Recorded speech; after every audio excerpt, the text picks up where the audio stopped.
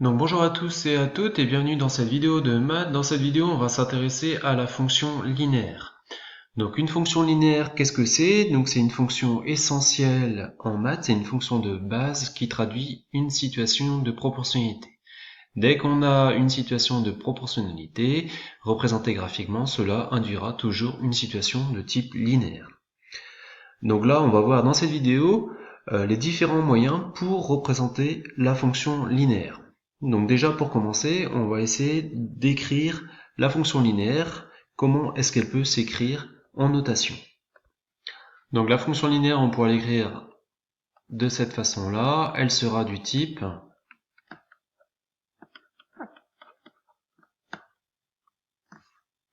donc f de x, qu'on note f entre parenthèses x, fermez la parenthèse, égale a x, qui se lit a multiplié par x. On peut l'écrire également d'une autre façon, qui veut dire exactement la même chose que f de x égale a fois x. On pourra l'écrire y égale a fois x. Là, on voit dans l'écriture de la fonction, on voit qu'on a la lettre A. La lettre A, en fait, elle désignera le coefficient directeur.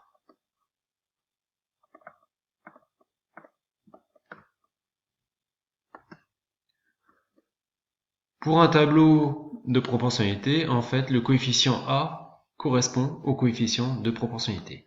Ce coefficient directeur peut prendre n'importe quelle valeur, il peut être négatif, il peut être nul, il peut être positif, il peut exister sous la forme de fraction, donc en fait, le coefficient A appartient au domaine des réels.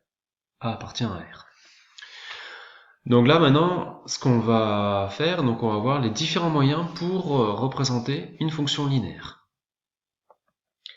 Donc comment représenter une fonction linéaire?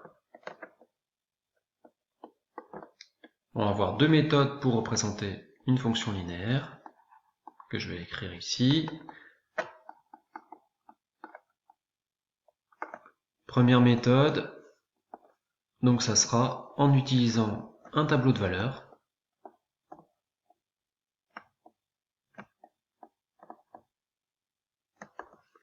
Deuxième méthode, ça sera en utilisant une équation. Donc là, on va avoir deux méthodes pour représenter une fonction linéaire. Donc on commence déjà par la première méthode, le tableau de valeurs. Donc on va créer un tableau de valeurs. Donc là, mon tableau de valeurs, donc, qui est constitué par deux lignes. Donc dans la première ligne, ça sera ma variable x. Deuxième ligne, ça sera ma fonction f de x. Donc là, je vais affecter des valeurs à ma variable. Donc ma variable prendra les valeurs 0, 1 et 2. Les fonctions correspondantes à mes variables, donc pour x égale 0, f de x sera égal à 0. Pour x égale 1, f de x sera égal à 3. Pour x égale 2, f de x sera égal à 6. Donc un petit rappel sur la proportionnalité, est-ce qu'il s'agit d'un tableau de proportionnalité, oui ou non? Donc là ça sera oui, pourquoi? Parce que si je divise le chiffre du bas par le chiffre du haut, j'obtiens toujours le même résultat. En effet, 3 divisé par 1, ça fait 3, 6 divisé par 2, ça fait également 3. Donc là, le coefficient de proportionnalité sera égal à 3. Donc pour passer de la première ligne à la deuxième ligne, je multiplie par 3. Exemple, si x égale 0, 0 fois 3, j'obtiens bien f de x égale 0. Si x égale 1 multiplié par le coefficient 3 sera bien égal à f de x égale 3. Si x égale 2, 2 multiplié par le coefficient 3, ce sera égal à 6, f de x c'est bien égal à 6. Donc il s'agit d'un tableau de proportionnalité, et cela, représenté graphiquement, ça induira une certaine fonction. Donc là, pour représenter graphiquement la situation de proportionnalité, on va placer les points du tableau de valeurs sur le logiciel GeoGebra. Donc là, j'ai ouvert mon logiciel GeoGebra, et donc je vais placer les points du tableau de valeurs. Donc là, mon premier point à placer, c'est le point de coordonnées 0, 0. Donc là, je prends la commande point, et donc je place mon point de coordonnées 0, 0, donc qui s'affiche bien ici. Le deuxième point placé, c'est le point de coordonnées 1, 3. Donc là, pour une abscisse 1,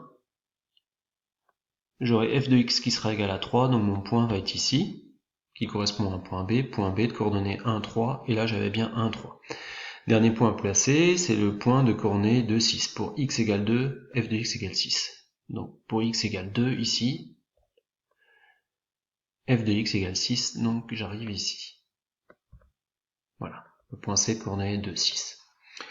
Donc là, je vais caractériser la fonction correspondante. Donc là, il suffit de prendre droite.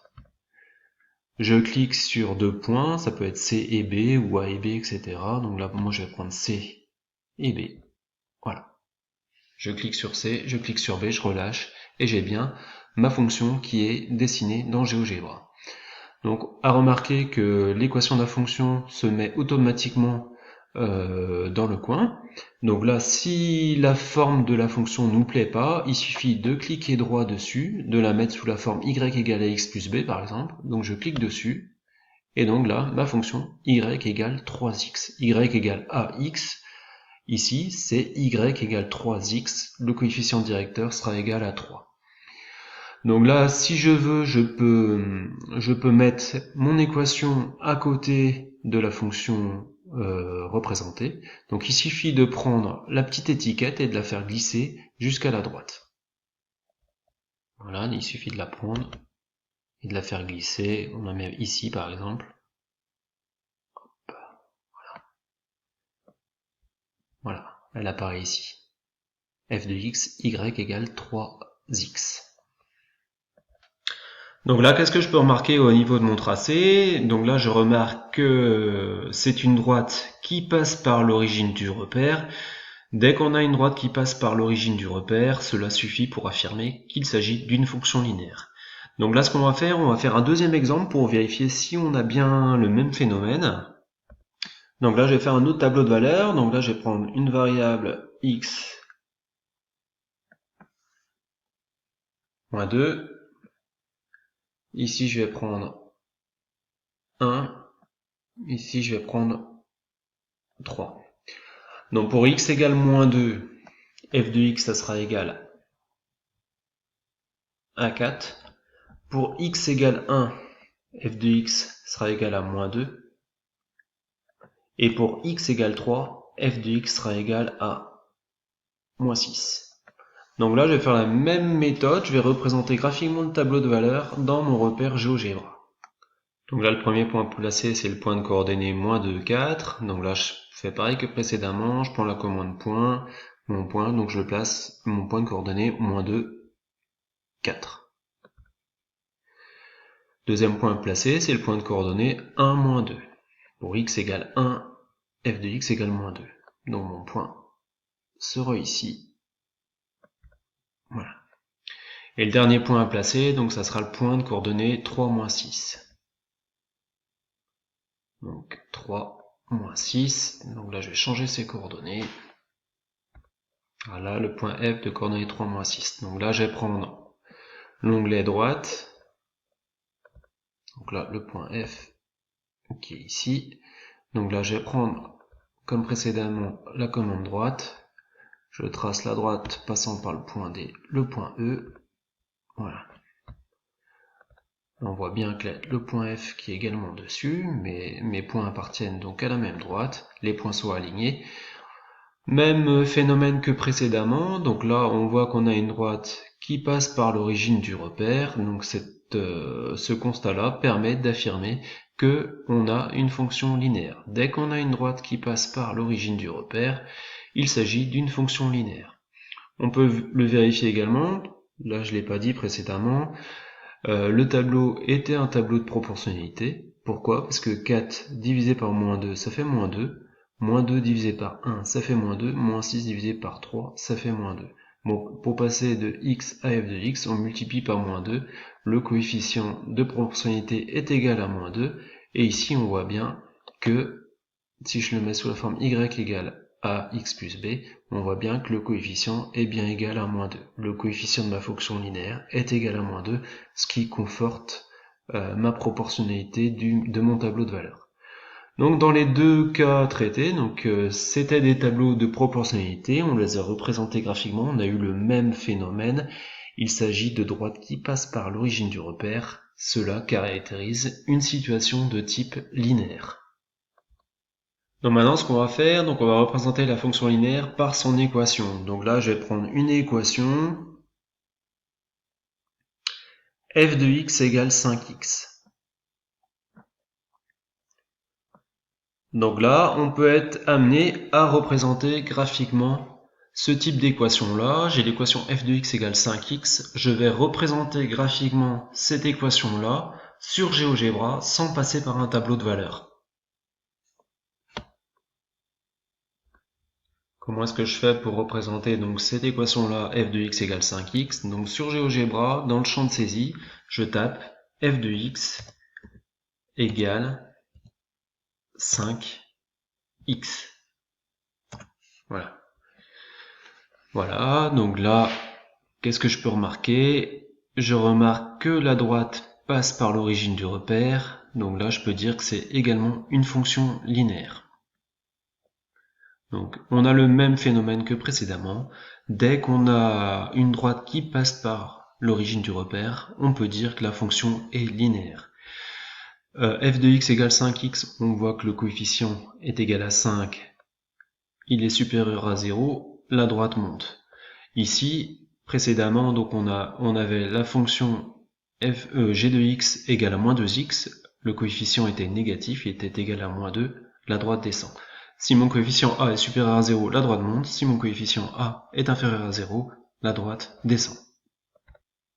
Donc en conclusion, qu'est-ce que je pourrais dire? Donc là, si je prends un repère,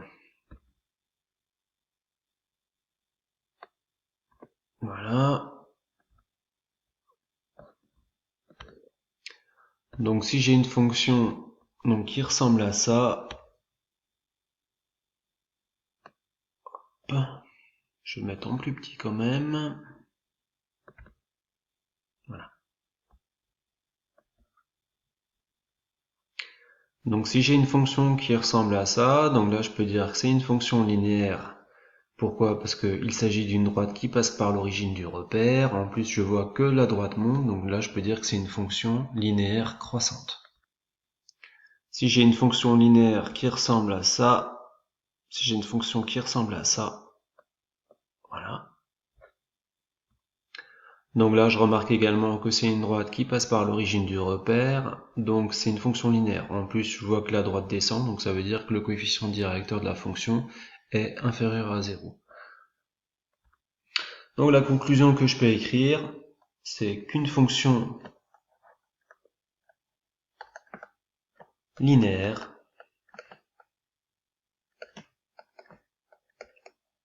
c'est une droite qui passe par l'origine du repère.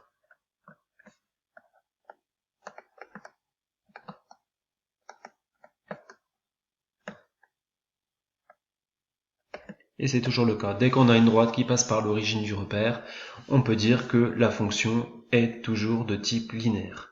Si on a une droite qui ne passe pas par l'origine du repère, la fonction ne sera pas dite linéaire. Donc voilà pour cette vidéo, en espérant que ça vous a plu. N'hésitez pas à mettre un pouce bleu, voire vous abonner. Et puis bien, moi je vous dis à bientôt pour de prochaines aventures. Allez, ciao!